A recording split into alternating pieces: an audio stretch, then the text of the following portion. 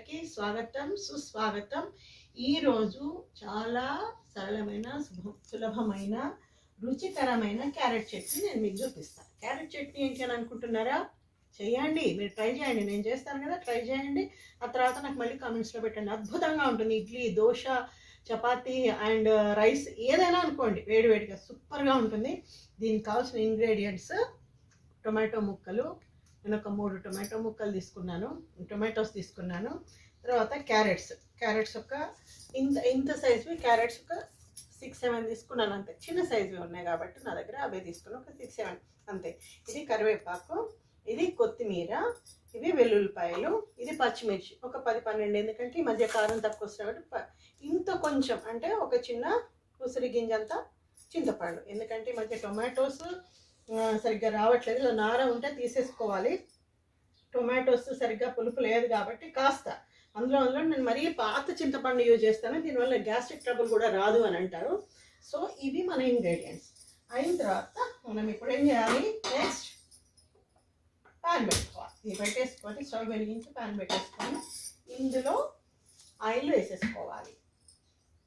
Just ఒక చిన్న tea glass అంత కూడా అవసరం లేదు, అంత లైట్గా ఆయిల్ వేసేసుకోవాలి.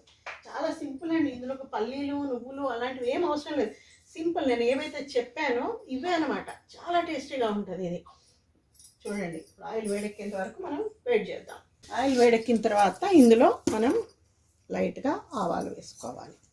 ఆవాలు, ఆ తర్వాత నెక్స్ట్ జీలకర్ర వేసుకోవాలి. జీలకర్ర వేగిన తర్వాత పచ్చిమిర్చి వేసేసాను. కొంచెం దూరం జరగండి వేసేటప్పుడు.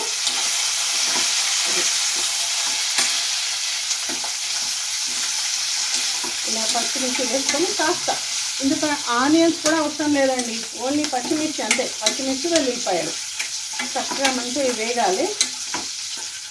చూడండి, పచ్చిమిర్చి వేగిపోయినాయి. ఇది లైట్గా వేగిపోవాలి. వేగిపోయిన తర్వాత నెక్స్ట్, అంటే టోటల్ దీని ప్రొసీజర్ ఓన్లీ, అంటే ఇవన్నీ మనం రెడీ పెట్టుకున్న తర్వాత ఒక 3 minutes అనుకుందాం, 5 minutes అనుకుందాం అప్రాక్సిమేట్లీ అంతే. పచ్చిమిర్చి వేగిన తర్వాత వెల్లుల్లిపాయలు, చూడండి ఇన్ని వెల్లుల్లిపాయలు తీసుకున్నాను నేను. అంటే చిన్న చిన్నగా ఉన్నాయి పాయలు, ఒక 15 వరకు తీసుకున్నాను. దీంతో మంచి రుచి వస్తుంది అన్నమాట. రుచి ఆరోగ్యానికి ఆరోగ్యం. ఇవి కొంచెం వేగాలి. ఇలాంటి చట్నీలు అంటే ఎప్పుడు ఏమంటారు, టొమాటో చట్నీ, పల్లీ చట్నీ ఇలా చేసుకుంటారు కదా. డెఫినెట్గా మీరు ట్రై చేయండి. డెఫినెట్గా మీరు ట్రై చేస్తే నాకు కామెంట్స్లో పెడతారు. అంత కాన్ఫిడెంట్గా చెప్తున్నాను నేను, ఇది బాగుందని. ఇది అయిన తర్వాత నెక్స్ట్ మనం కరివేపాకు. మేము విలేజ్లో ఉంటాం కాబట్టి కరివేపాకు ఎక్కువ దొరుకుతుంది. ఈ కరివేపాకు అనేది ఆరోగ్యానికి కూడా చాలా మంచిది, జుట్టుకి చాలా మంచిది కాబట్టి కరివేపాకు ఎక్కువ వేస్తాను. ప్రతి దాంట్లో వేస్తాను నేను కరివేపాకు. ఇది కాస్త వేగిన తర్వాత నెక్స్ట్ మన ఇంగ్రీడియంట్ ఫ్రెష్ కొత్తిమీర ఉండాలి. కానీ ఇది ఉంటేనే చేద్దాం అనేది లేదండి, కరివేపాకు ఉంటే చాలు పచ్చళ్ళలోకి. కొత్తిమీర కాస్త వేగింది, కరివేపాకు వేగింది. మరీ ఎక్కువ వేగాల్సిన అవసరం లేదు. లైట్గా చింతపండు లైట్గా వేసేసుకున్నాను. మన సనాతన సంప్రదాయాల వంటలు అంటే క్యారెట్స్ అంటే అప్పట్లో లేవు, చెప్తున్నాను నేను. దీంతో పాటు వెల్లుల్లి, పచ్చిమిర్చి ఇవన్నీ ఉన్నాయి కదండి. ప్రతి దాంట్లో ఔషధ విలువలు ఉంటాయి అన్నమాట. ప్రతిదీ మనము అది వేసుకోవాలి, యూజ్ చేయాలి. కడుపు నిండా మనసు నిండుగా భోజనం చేయాలి. అప్పుడే శరీరానికి మనకు పడుతుంది. నేను అందుకే రుచికరంగా కాస్త చేసుకొని ఇష్టంతో తింటాను కాబట్టి నేను ఎప్పుడు యాక్టివ్గా ఉంటాను. లైట్గా ఒక 1/2 స్పూన్ పసుపు అండ్ క్యారెట్స్ వేసేసుకున్నాను నేను. నెక్స్ట్ టొమాటోస్ కూడా వేసేసుకున్నాను. అన్నీ వేసేసుకొని కొంచెం మంచిగా కలిపేసి, యాక్చువల్గా టొమాటోస్లో వాటర్ ఎక్కువ అయితే, అంటే లైట్గా కొంచెం గట్టిగా కావాలి చట్నీ అని అనుకుంటే మీకు ఇందులో 1 drop కూడా వాటర్ అవసరం లేదు. ఇందులో ఉన్న వెల్లుల్లిపాయలకి. తర్వాత నెక్స్ట్ ఉప్పు లేని కూర ఒప్పది రుచులా ఎన్ని వేసినా సాల్ట్ వేయాల్సిందే కదా. సాల్ట్ ఒక 1 teaspoon ఇంకాస్త వేస్తున్నాను నేను. ఇది వేసి దగ్గరికి మంచిగా కలిపేసి ఒక 2 minutes కింద మనం మగ్గనివ్వాలి మూత పెట్టి. ఎందుకంటే అందులో టొమాటోస్ కొంచెం మగ్గుతాయి, క్యారెట్స్ కూడా అన్ని దానికి మనం వేసిన ఇంగ్రీడియంట్స్ తాలూకు అన్నీ పడతాయి, కొంచెం మగ్గుతాయి అన్నమాట.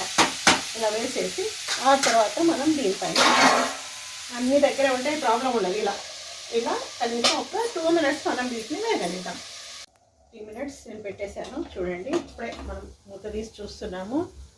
చూడండి ఎంత చక్కగా అవన్నీ మంచిగా బాయిల్ అయిపోతున్నాయి కదా, టొమాటోస్ అవన్నీ చక్కగా మంచిగా మగ్గిపోయాయి అనమాట. ఇవన్నీ జస్ట్ మనం ఇది చేసేసి స్టవ్ ఆఫ్ చేసేస్తున్నా నేను.